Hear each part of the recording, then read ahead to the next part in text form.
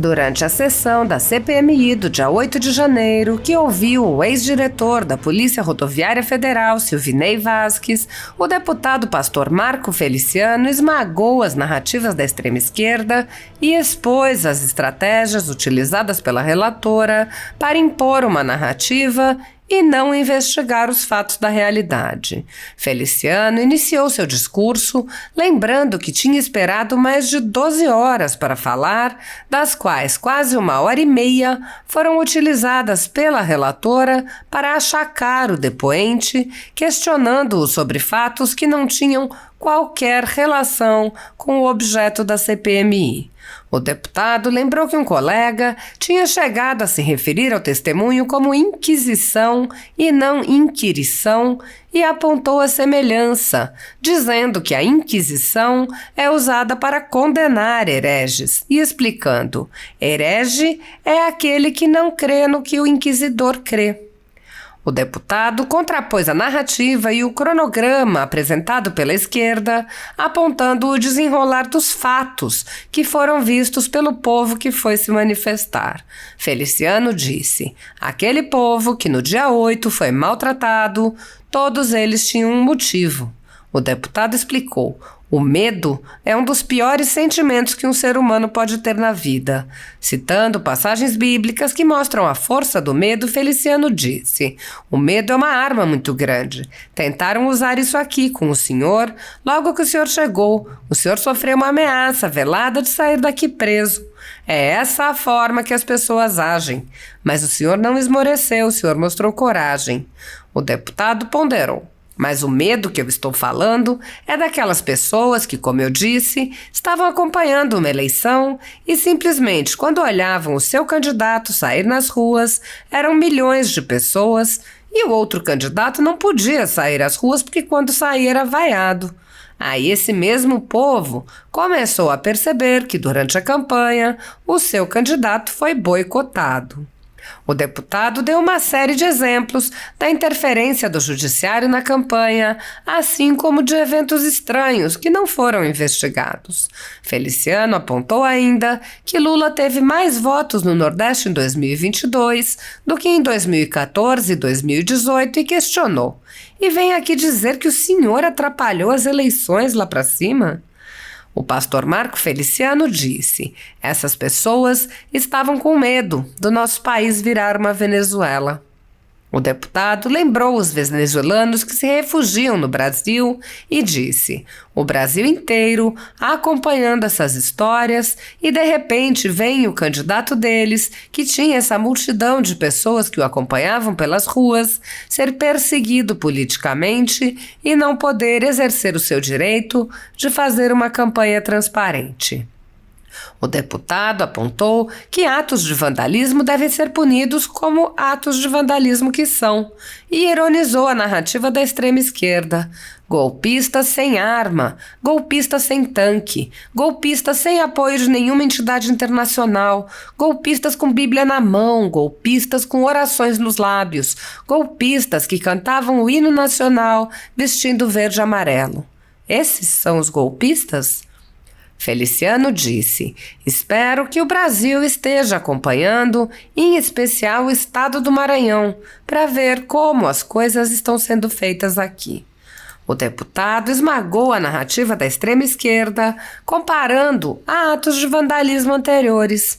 Em 8 de janeiro, como num passe de mágica, 5.000 pessoas conseguiram entrar no Palácio do Planalto, na Câmara dos Deputados, no Senado e no STF. Que façanha! Mirabolante isso! Essa CPI era para isso, para tratar desses assuntos. Apoiadores do ex-presidente Jair Bolsonaro e pessoas que apenas têm um discurso diferente do imposto pelo cartel midiático vêm sendo perseguidos, em especial pelo judiciário. Além dos inquéritos conduzidos pelo ministro Alexandre de Moraes, do Supremo Tribunal Federal, também o ex-corregedor do TSE, Luiz Felipe Salomão, criou seu próprio inquérito administrativo e ordenou o confisco da renda de sites e canais conservadores, como Bárbara, do canal Te Atualizei, e a Folha Política. Toda a receita de mais de 23 meses do nosso trabalho está bloqueada por ordem do TSE, com o aplauso dos ministros Luiz Roberto Barroso, Alexandre de Moraes e Edson Fachin. Sem a possibilidade de receber a renda de seu trabalho, o jornal corre o risco de fechar. Se você apoia o trabalho da Folha Política e pode ajudar, use o QR Code para doar qualquer quantia para a empresa Raposo Fernandes ou use o código ajude@folhapolitica.org. Caso prefira, há a opção de transferência bancária para a conta da empresa Raposo Fernandes, disponível na descrição deste vídeo e no comentário fixado no topo. Há 10 anos, a Folha Política faz a cobertura da política brasileira, mostrando atos, pronunciamentos e eventos dos três poderes, quebrando a espiral do silêncio imposta pelo cartel de mídia que quer o monopólio da informação. Pix ajude@folhapolitica.org. Assista. Senhoras e senhores deputados, a mesa da presidência, senhor Silvinei, o senhor é muito bem-vindo à Casa do Povo. Depois de 12 horas e 8 minutos aguardando, e fiquei aqui de propósito, porque essa foi a primeira oitiva da CPMI, e eu confesso que vim para cá meio atribulado, atormentado, com medo. Mas depois que eu vi a sua postura aqui nessa comissão, a sua tranquilidade, o seu testemunho de alguém que já enfrentou balas de fuzil, enfrentar aqui meia dúzia de bravatas e narrativas, o senhor saiu muito bem. Senhor Silvinei, o senhor para mim é um herói. O senhor é um herói, é um patriota e é um brasileiro.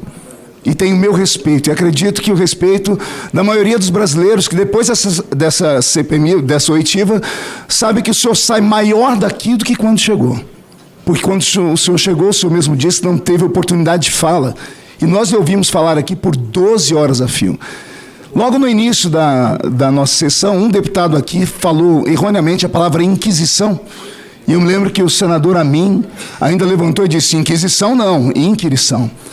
E eu comecei a me lembrar dos áureos anos de teologia. E sabe o que eu me lembrei, senadora Damares? Que inquirição e inquisição são muito parecidos. A diferença é que a inquisição é usada para condenar hereges. E o que é um herege? É aquele que não crê naquilo que o inquiridor ou inquisidor crê. Então, como o senhor chegou aqui na qualidade de convidado e foi tratado como um convocado, foi logo de início. Foram 2 horas de sabatina feita pela relatora. 1 hora e 28 minutos eu marquei aqui, apenas sobre assuntos extra que não estavam na temática do requerimento. Alguém pode até dizer que talvez ela estava tentando traçar o seu perfil psicológico, que eu não acredito nisso. Talvez nem sei se há cognição por parte da pessoa para tratar isso. Todavia, por 1 hora e 28 minutos, apontaram para o senhor todos os calibres possíveis. E depois 28 minutos apenas para falar sobre a temática. Poderíamos ter encerrado essa sessão há 1 hora atrás. E o senhor saiu muito bem. Eu quero aqui então lhe dar os parabéns em nome de toda a população brasileira. O senhor respondeu a todas as perguntas. Eu tinha aqui quase 20 perguntas para fazer e não vou fazer nenhuma. Vou usar aqui apenas o meu tempo para dizer que aquele povo que no dia 8 de janeiro foi maltratado, e entre eles, é claro, tivemos os vândalos, todos eles tinham um motivo. O mesmo motivo deles foi o motivo que levou as pessoas a fazerem as barricadas pelo nosso país. E eu não concordo com o que foi feito. Mas o motivo se resume a uma palavra: medo. O medo é um dos piores sentimentos que um ser humano pode ter na vida. Eu sou um assíduo leitor da Bíblia e tem 2 fatos na Bíblia, 2 histórias sobre o medo que me deixam apavorados. Uma é quando Moisés enviou para uma certa terra 12 espias para observarem a terra e trazer a notícia para o povo. 10 espias voltaram contando que lá naquela terra tinham homens que eram tão grandes, tão altos, que eles se sentiam como um gafanhoto perto deles. O maior gafanhoto encontrado na história, ele tem 25 centímetros. Então imagine que um gafanhoto perto daqueles homens era do tamanho da palma da mão de um homem adulto, mas o medo deles os fez enxergar como se os homens daquela terra tivessem 7, 8 vezes maior de altura do que eles.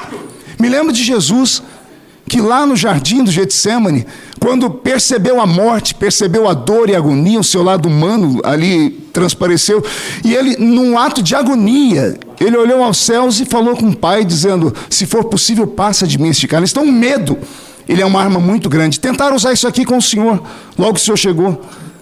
O Senhor aqui sofreu uma ameaça velada de sair daqui preso. É essa a forma que as pessoas agem, mas o Senhor não esmoreceu, o Senhor mostrou coragem. Mas o medo que eu estou falando são daquelas pessoas que, como eu disse, estavam acompanhando uma eleição e simplesmente, quando olhavam o seu candidato sair nas ruas, eram milhões de pessoas atrás desse candidato, e o outro candidato não podia sair na rua, porque quando saía era vaiado. E para fazer qualquer tipo de comício tinha que ser em um local fechado com os números dados. Aí esse mesmo povo que viu milhões de pessoas saírem pela rua começou a perceber que durante a campanha o seu candidato começou a ser boicotado.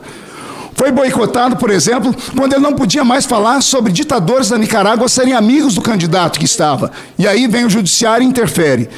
De repente, ele não pode também falar sobre que o candidato opositor foi preso. Não pode citar isso porque ele também sofre sanções do judiciário. Aí o exército, que havia recebido uma incumbência de analisar as urnas, emite uma nota dizendo que não conseguiram chegar a uma conclusão por causa da falta do código-fonte. Depois, milhares de inserções de rádio do presidente Jair Bolsonaro, que era candidato, não foram veiculadas. Aí, de repente, no dia 18 de outubro, o ministro Barroso do STF liberou prefeituras e empresas concessionárias para oferecerem voluntariamente o serviço de transporte público de forma gratuita. E aí, de repente, olha que interessante, em 2014 o PT teve no Norte e Nordeste 24 milhões e meio de votos.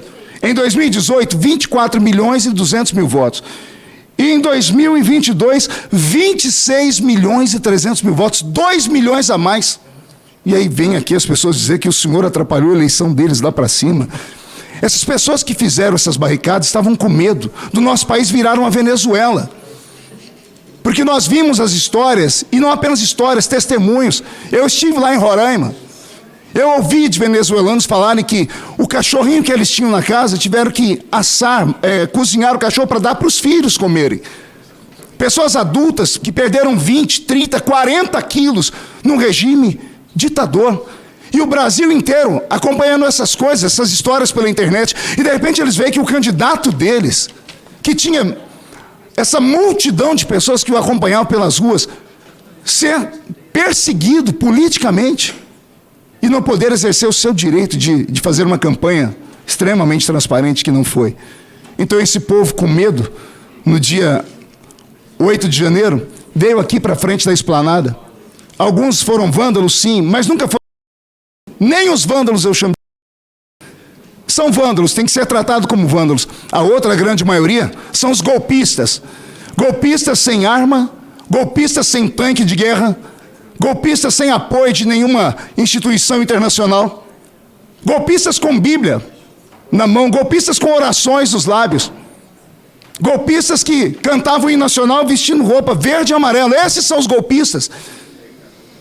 É lastimável chegar aqui nessa CPI e ver tudo isso. Eu espero que o Brasil esteja acompanhando, em especial o estado do Maranhão esteja acompanhando, para ver como é que as coisas estão sendo tratadas aqui. E essa foi só a primeira oitiva, eu imagino que vem pela frente. Então eu termino aqui a minha fala, só dizendo ao senhor, como eu comecei, senhor Silvinei, o senhor é para mim um herói. E eu vou deixar aqui para o senhor uma pergunta apenas. O senhor se sente como alguém que está sendo perseguido politicamente? E uma segunda pergunta, se o senhor quiser responder, fique à vontade. O senhor acredita que em 8 de janeiro houve uma tentativa de golpe de Estado no Brasil, com 5 mil pessoas que estavam aqui na esplanada? Digo isso porque em 2017 colocaram 35 mil pessoas aqui, senador Magno Malta. Incendiaram o Itamaraty. E 35 mil pessoas não conseguiram chegar perto do Palácio do Planalto. Em 2013, 30 mil pessoas. E não conseguiram chegar perto do Palácio do Planalto, mas em 8 de janeiro, assim como que um passe de mágica, 5.000 pessoas conseguiram entrar no Palácio do Planalto, na Câmara dos Deputados, no Senado, no STF. Que façanha tinha esse povo. Mirabolante isso. Essa CPI era para isso, era para tratar desses assuntos, e não para ter pessoas como o senhor aqui, que só fizeram o seu serviço. E, mais uma vez, obrigado pelo senhor ser brasileiro. Muito obrigado, deputado. Com a palavra, o